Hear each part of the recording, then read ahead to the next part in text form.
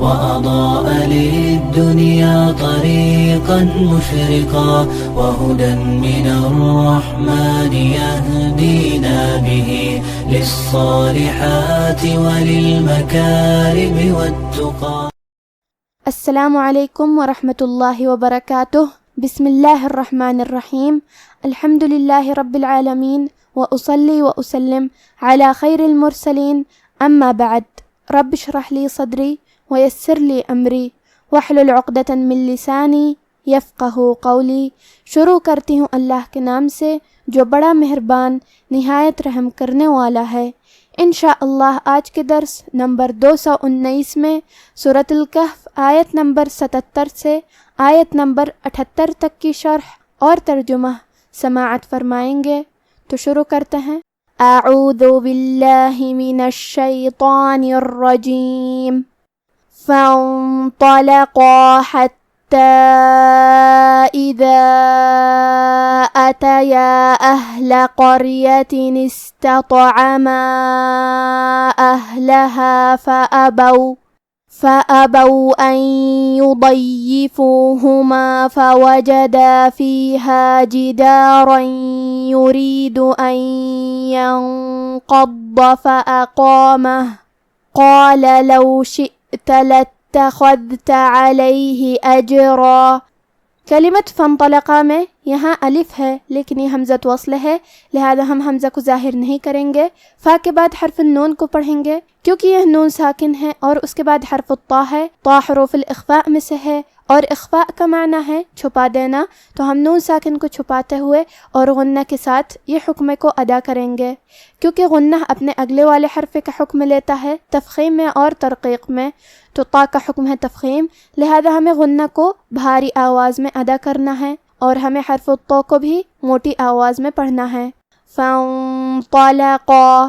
قاف کی ادائیگی زبان کے جڑ اور تالو کے نرم حصے سے ہے. قاف حروف تفخیم میں سے ہے، لہذا ہمیں قاف کو موٹی آواز میں پڑھنا ہے. اور کیونکہ اس کے بعد مد الف ہے، مد الف اپنے پیچھے والے حرف کا حکم لیتا ہے تفخیم میں اور ترقیق میں، تو ہمیں مد الف کو بھاری آواز میں پڑھنا ہے. کلمت حتی میں ہا کی ادائیگی حلق کے درمیان والے حصے سے ہے. ہمیں حرف تا کو 2 حرف کے برابر پڑھنا ہے کیونکہ اس پہ تشدید ہے، اور تشدید کی اصلیت 2 حرف ہے. جیسا کہ ہاں حرف تا ہے تو یہ 2 تا ہے، تا ساکن اور تا متحرک. تا کے اوپر کھڑا زبر ہے اور اس پہ مد کا بھی علامہ ہے. یہ مد جائز منفصل ہے، اور مد جائز منفصل کا معنی ہے کہ حرف المد پہلے کلمہ کے آخری میں ہو اور اس کی وجہ جو کہ حمزہ ہے وہ دوسرے کلمہ کے شروعات میں آئے. اس مد میں ہم اپنی آواز 2 سے 4 مد کے برابر لمبی کریں گے. کلمت اذا میں دال کی ادائیگی زبان کے سر اور اوپر والے دانتوں کے اندرونی کناروں سے ہے. آخری میں یہ بھی مد جائز منفصل ہے، تو ہم اپنی آواز 2 سے 4 مد کے برابر لمبی کریں گے. کلمت اتیا میں الف پہ، تا پہ اور یا پہ تینوں پہ زبر ہے، تو ہمیں یہ تینوں زبر کو ظاہر کرنا ہے. آخری میں یہاں بھی مد جائز منفصل ہے، تو ہم اپنی آواز 2 سے 4 مد کے برابر لمبی کریں گے. کلمت اہلا میں یہاں ہا ساکن ہے، لہذا ہمیں ہا کو ظاہر کرنا ہے. کلمت قریہ میں قاف کو موٹی آواز میں پڑھیں گے. حرف الراء کا بھی حکم ہے تفخیم، تو ہمیں را کو موٹی آواز میں پڑھنا ہے. آخری میں تا مدورہ کی حرکت ہے تنوین زیر، اور کیونکہ تنوین کی اصلیت نون ساکن ہے اور کلمت استطعما کی شروعات میں الف ساکن ہے، اور کیونکہ قرآن میں 2 حرف ساکن ساتھ میں نہیں پڑھے جاتے، لہذا ہمیں تنوین کو جو کہ نون ساکن ہے اسے زیر سے پڑھتے ہوئے پھر کلمت استطعما کو پڑھنا ہے. قریۃ استطعما. کلمت استطعما میں سین ساکن ہے، لہذا ہمیں سین کو ہمزے سے پڑھنا ہے، اور ہمزے کا معنی ہے حرف کی آواز ایسے کمزور ہو کہ اس میں پستی پائی جائے، تو ہم یہ کلمہ کو ایسے پڑھیں گے استطعما. یہاں تا ہے اور اس کے بعد تو ہے. تا حروف ترقیق میں سے ہے، تو ہمیں تا کو پتلی آواز میں پڑھنا ہے، اور تو حروف تفخیم میں سے ہے، تو ہم حرف تو کو موٹی آواز میں پڑھیں گے. کیونکہ تا پہ جزم ہے تو یہاں تا کا حکم ہے قلقلہ. قلقلہ کا معنی ہے حرف ساکن کو ہلانا، تو ہم حرف تو کو ہلاتے ہوئے یہ کلمہ کو پڑھیں گے استطعما. عین کی ادائیگی حلق کے درمیان والے حصے سے ہے، آخری میں الف پہ مد کا علامہ ہے، یہ بھی مد جائز منفصل ہے، تو ہم اپنی آواز 2 سے 4 مد کے برابر لمبی کریں گے۔ کلمت فَأَبَوْا میں فا پہ الف پہ اور با پہ تینوں پہ زبر ہے، تو ہمیں یہ تینوں زبر کو ظاہر کرنا ہے۔ کلمت ان کے آخری میں نون ساکن ہے، پھر حرف الیا ہے کلمت یضیفوہما، یا حروف الادغام بغنہ میں سے ہے، اور ادغام کا معنی ہے حرف کو حرف میں داخل کرنا، تو ہم یہ نون ساکن کو یا میں ملا کے غنہ اور تشدید کے ساتھ یہ حکم کو ادا کریں گے۔ ان یضیفوہما، کلمت یضیفوہما میں ضاد کی ادائیگی زبان کے کروٹ اور اوپر کے داڑھوں کے جڑ سے ہے، ضاد حروف تفخیم میں سے ہے، لہذا ہمیں یہ حرف کو موٹی آواز میں پڑھنا ہے۔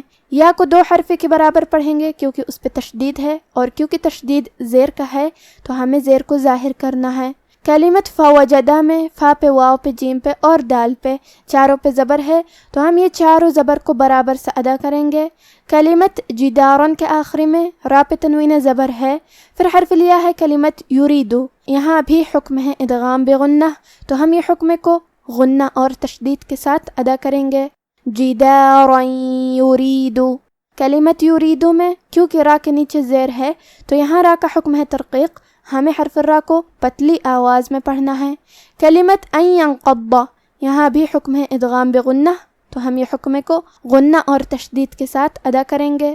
ان ینقض، کلمت ینقض میں نون ساکن ہے، پھر حرف القاف ہے، قاف حروف الاخفاء میں سے ہے، تو ہم یہ حکم کو غنہ کے ساتھ ادا کریں گے، اور کیونکہ قاف حروف التفخیم میں سے ہے تو ہمیں یہ غنہ کو بھی بھاری آواز میں ادا کرنا ہے۔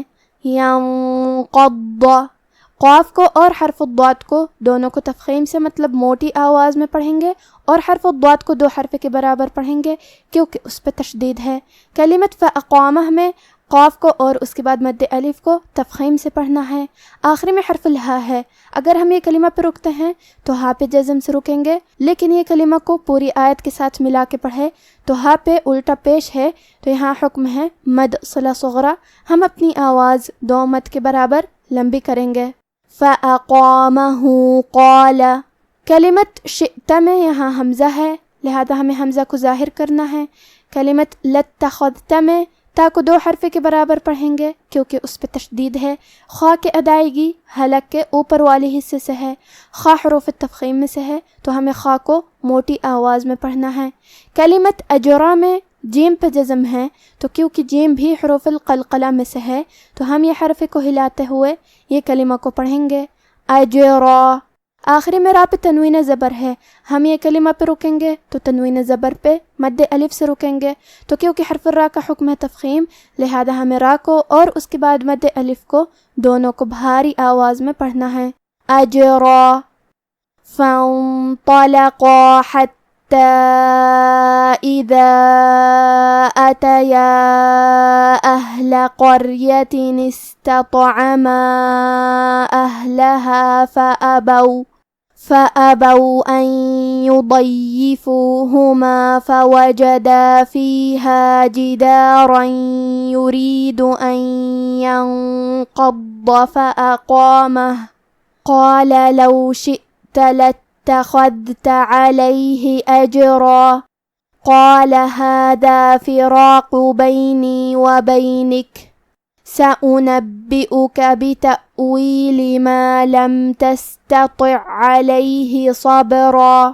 کلمت قال میں قاف کو اور اس کے بعد مد الف کو تفخیم سے مطلب بھاری آواز میں پڑھیں گے۔